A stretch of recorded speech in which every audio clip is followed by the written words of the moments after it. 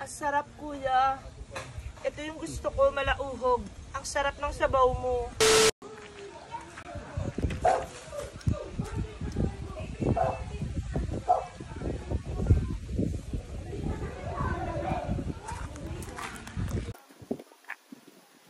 Kuya, baka naman pwede ako makahingi ng kasi parang nag-iinit yung katawan ko. Sige na, kuya. Baka naman pwede, matagal-tagal na rin kasi ako hindi nakakatik yun eh. Masama po yun. Masama, hindi yun masama, kuya. Sige na, kuya, baka naman pwede. Kasi nag-iinit na talaga yung katawan ko. Init na, init na. Gustong gusto ko yung talaga, yung sabaw. Kaya, nakikiusap naman ako. Kahit naman hindi malaki, basta masarap, okay na yun. Basta gawin mo yung gusto ko, gagawin ko rin yung gusto mo. Okay lang, kuya? Sige.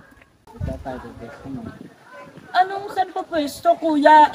Ayan lang yung buko. Diba? Oo. Kukuha mo na ako, kuya. Sige.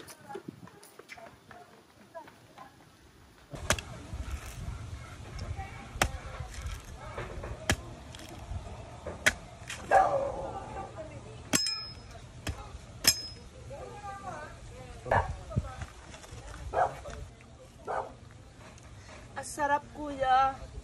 Ito yung gusto ko, malauhog. Ang sarap ng sabaw mo. O kuya, biyakin mo naman yung laman. Ayoko na, ma'am. Ay. Ano ba to si kuya? Para naman tanga, iniwan ako. Alam, ma'am. Bakit kumukuha kayo ng hindi nagpapaalam?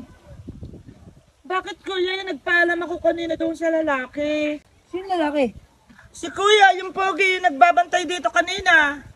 Hindi naman kanya yan eh. Ay yung sa kabilang bahay niya yun. Pakambahira ka naman. Nagpapaalam ka, ma'am, kasi ang tagal na namin naalagaan yan eh.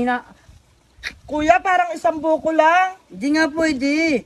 Pambihira ka naman, kuha ka ng kuha, ma'am eh. Pag magpapaalam ka, ay may number naman yan oh. Pwede ka mag-text or Kuya, wala na kasi akong pere. Paano yan? Gusto mo yung buko ko na lang ipalit ko? Sure ka? Oo. Bibiyakin ko yan. Pwede naman. Tara.